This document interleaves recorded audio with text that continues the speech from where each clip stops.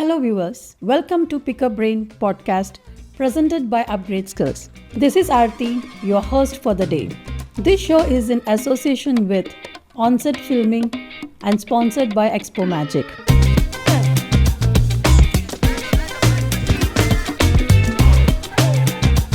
Today, we are looking beyond AI tools to a deeper challenge: how decisions are actually made in real-world environment.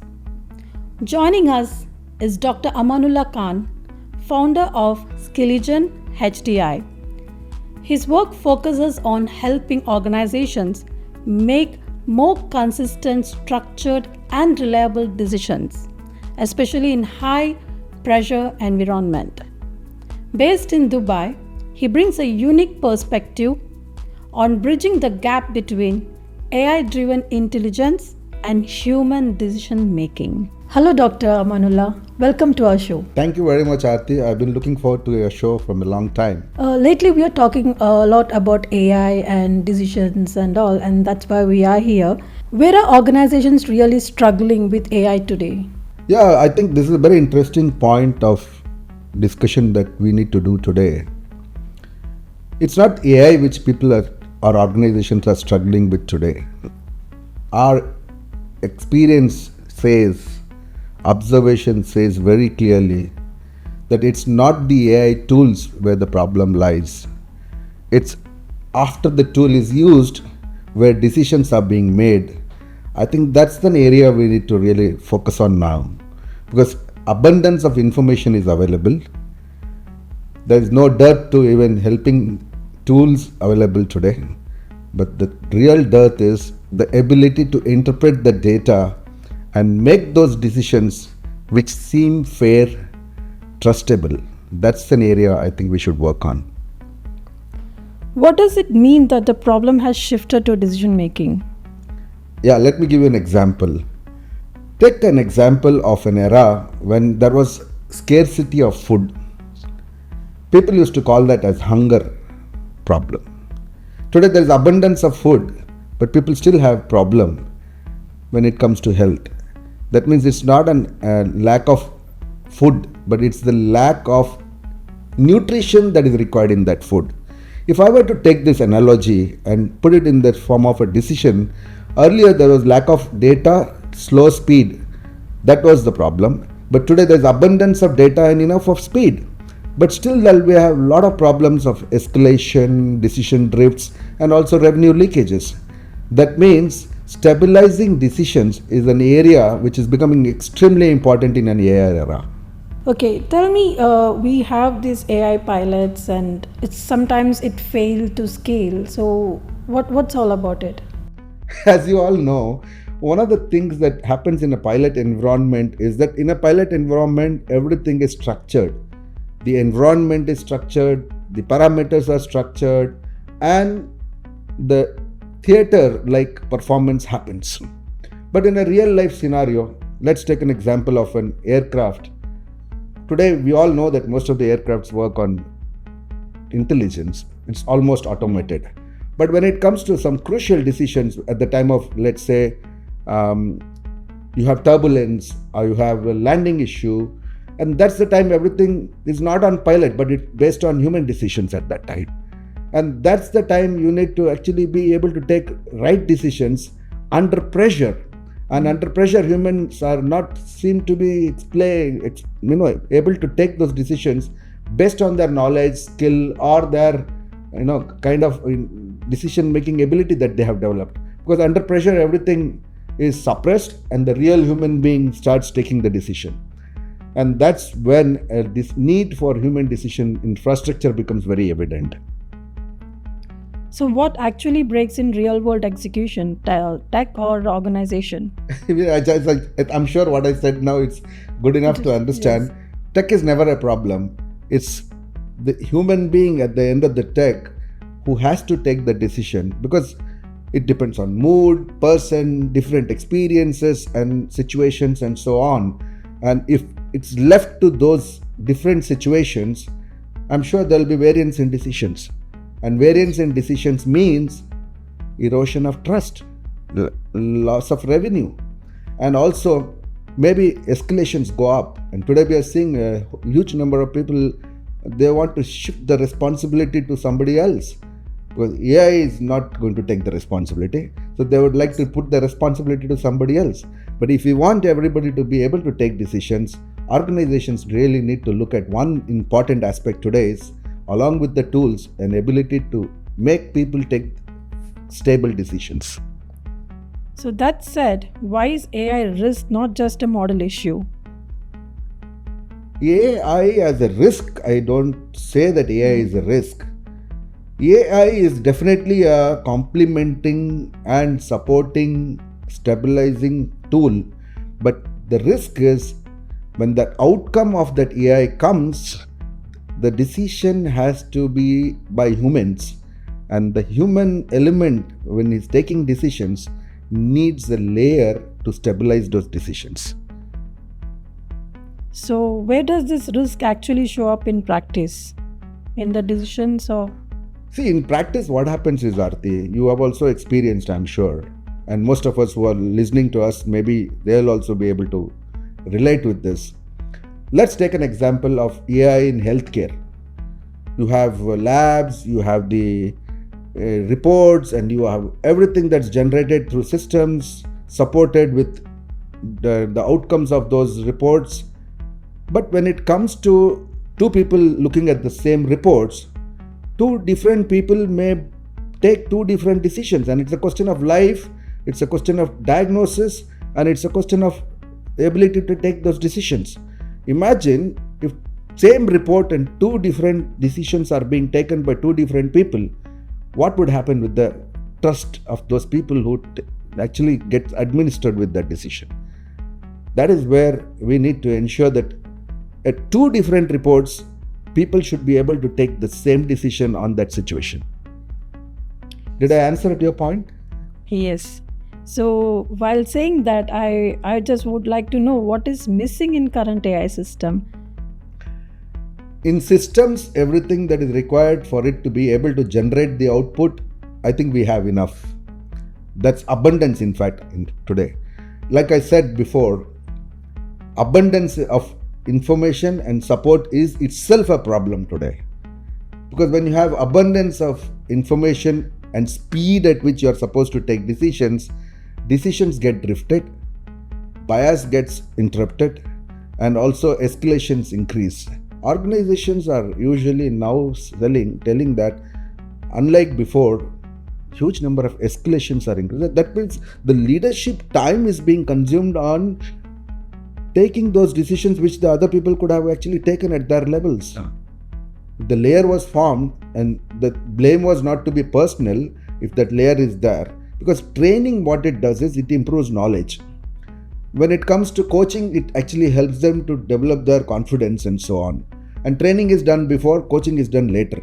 But decision layer works during the moment of the decision, and it doesn't make them feel personal. That's very important. So that risk doesn't become personal. So now we are talking about decisions. Like, what is a decision layer and why does it matter? By this time, I'm sure during the conversation when we were talking, we all realized that going forward, more and more organizations, governance, all this, in spite of having policy decisions, etc., are facing the challenge already about decisions not being allowed to be taken by AI alone. Imagine a situation when you have a regulated industry, insurance, banking, and even healthcare. And some litigation comes up and then it goes to the court. Do you think if your magistrate asks who took the decision, and the organization can say very comfortably that AI took the decision?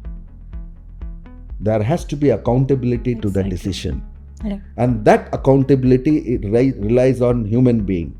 And human beings vary decisions based on so many other factors.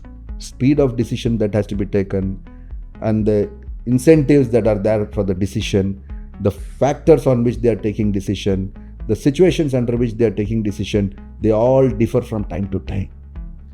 And how many of you will agree now that stabilizing decision is so critical in an era when so much of abundance of tools are available, and at the end it's all about decisions, right? When you look at the way the UAE has grown in the last 30 years, why has it grown so much? It's all ability to take decisions from time to time. And this is the first country in the world which has a ministry for AI. And then most of the things are being automated, technology driven, AI driven. In fact, we are happy to say that today I saw the news, 50,000 plus people are going to be trained on AI. That means 50,000 plus people now will start using more effectively artificial intelligence as a tool in their workplace. But at the end of this, they all need to take decisions. So decision instability is going to impact.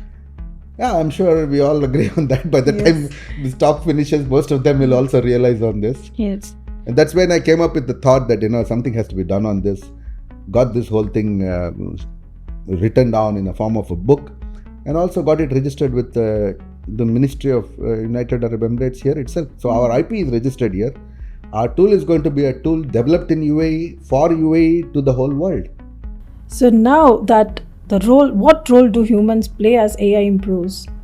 As more and more AI utility increases, the ability to interpret the data that comes from that AI and be able to take stable decisions would make a huge difference for every role player, whether it is in a hospital situation or it's in a banking situation or an insurance risks evaluation situation or maybe even aviation. And governance.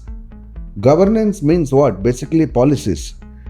Those are all later on evaluated. But what is important is during these decisions, we need stability, not variance. Yes. So that said, now, does AI increase speed at the cost of better decisions? Yes, obvious. This is very evident now. It's actually very, very clear now. Yes. That it's becoming very clear to all of us, understand what's going to be the future. But the future is not going to be defined by how intelligent the systems become. It's going to be by how stable we are able to make decisions out of those. So what is Skilligen HDI and what problem does it solve? Skilligen HDI is a name that has been given, which is registered trademark also. HDI actually stands for Human Decision Infrastructure. And this human decision infrastructure, I'm happy and extremely gives me a pride to share with you that while we were developing this ChatGPT as a tool, when we were also using it, it itself told us that you have added one more layer to us which was missing in our system. That's the kind of situation we faced. Of course, it's overwhelming, but right now what's happening is AI is at a decision supportive rule right now. Going forward, it will start recognizing patterns and people will think, okay, now that it recognizes patterns, let's allow that to be taking decisions. But what will happen if you allow AI only to take decisions? We all know now, we just do the conversation. And then it will start getting into the native AI. That means like ChatGPT was recently given a passport of UAE. I don't know how many of you know that. That means native AI. That means everything is going to be customized based on the language here, the rules here, and the regulations here. That alone is not enough. Again, we still need a human decision infrastructure as a layer so that the outcomes, what happen out of it, are able to be stable as decisions. Because this country, the whole world, needs stable decisions. Variance in one small percentage, it scales when AI, because when AI speed scales, decision variance, if it is not there, that also gets scaled, right? Imagine one small variance scaled at millions of transactions in a credit card transaction. What could happen? The world has to really understand one thing now, that this variance is the biggest challenge right now. We need to all start looking at one aspect of it. While we use tools, it's really good. We need to progress, definitely, yes. But we also need to upgrade ourselves. So this Skilligen HDI, what type of organizations would benefit? Do you have any scale for it? See, if you look at wherever there is human-led interventions in an organization and decisions are under pressure. Let's take the scenario, just a month back. What are the number one business in UAE? If you were to look at real estate, was one of the biggest business here. People would come here for investments, and real estate agents, real estate brokers, real estate organizations and builders, everyone is under severe pressure to ensure decisions happen. And wherever there is pressure and high human involvement, those organizations definitely need to look at having decision infrastructure as a layer in their organization. Insurance, very, very important. Banking, which is their day-to-day activity. I would say there is even governance, because financing, wherever is happening. But everywhere we need to ensure, if we start adopting technology is good for processing information, giving us abundance of data. It is also good that it helps us save our time. I'm sure most of us will be more productive now, but alongside stabilization matters. Definitely matters. That's right. So where does this approach create the most value? Like you mentioned about organizations and all, and is there any certain employees, let's say, is there any number of employees that you think that minimum requirement?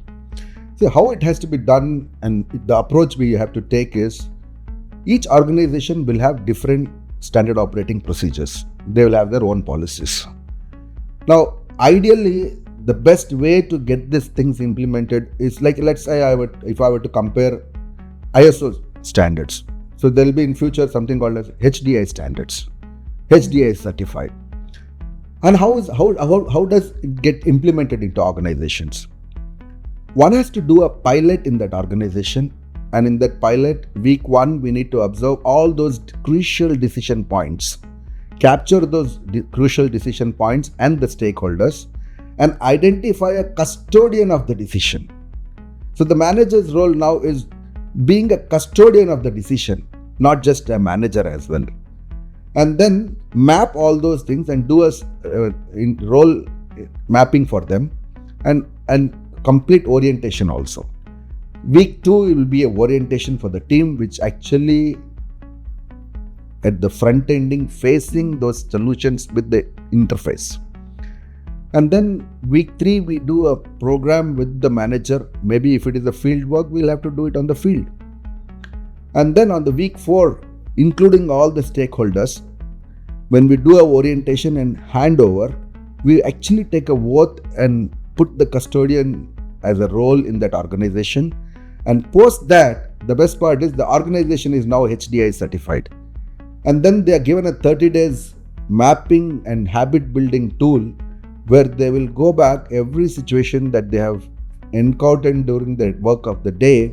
One of the situation they'll take up and they'll map in that every point of decision making, whether they applied those filters which they learned during this orientation session. I wish I could have shared all those things that we actually incorporate inside this.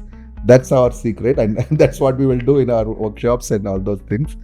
And they will actually be able to reflect and understand, how are we doing this before? Oh, how are we doing this now? Oh, I missed this. So while we keep doing this and practice, they will learn and they'll start applying. And once that has been done, we can then go back to the organization and show before and after. The number of escalations, the number of drifting decisions, the revenue leakages. I am sure every person who is going to watch this, first thing they need to understand is that if they want to improve their revenues and make a difference in their business, because everybody is going to use AI, but who is going to be the winner are the ones and who are going to be a differentiator using an AI and also stabilizing decisions, which leads to trust. And the whole world works on trust. That's right. So what should leaders do differently starting today? I think they need to really find out and see all the moments of decisions which is happening in their organization, and how much of escalation has increased. If there is because it's actually, what happens is, like a human being who is now eating abundantly but not getting enough nutrient, immediately there is no challenge, because micronutrients, if you don't take immediately, they're not going to die. But over a period of time, when left for a long period, it has its own impact, like organ failures. Similarly, we are going to see in organization failures very soon. Before that happens, I think leaders need to take a note of it. And it should always start from the leaders. Yeah, obviously, yes. That's right. So what mindset shift will define success in AI era? Now that we are already in AI era, so what mindset shift will define? Yeah, I think the mindset shift that people need to look at is while we start adopting tools, which is very important in an intelligent era, we also need to upgrade ourselves. And I'm sure one of the reasons I came here is to talk to upgrade. Learn, unlearn, relearn. We need to apply ourselves to the fast-changing world. That's a powerful note to end on, Dr. Amanulla. Yeah, thank you. Thank you for your insights on AI and decisions and how organizations need to operate today. I really appreciate this session, what you have invited me for, and I want to thank you on behalf of Skilligen HDI.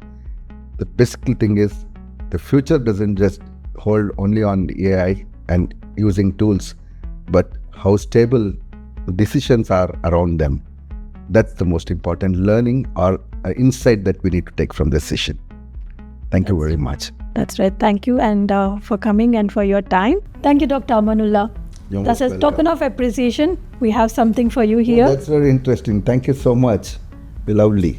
I am really privileged to be here today, and I'm sure the message is very clear to all of us. AI gives abundance of information. It also empowers us. But what's more scarce is the trust that we need to earn from that delivery of that information. And that depends on our decisions. Let the decisions be stable. Wish you all the best. Thank you.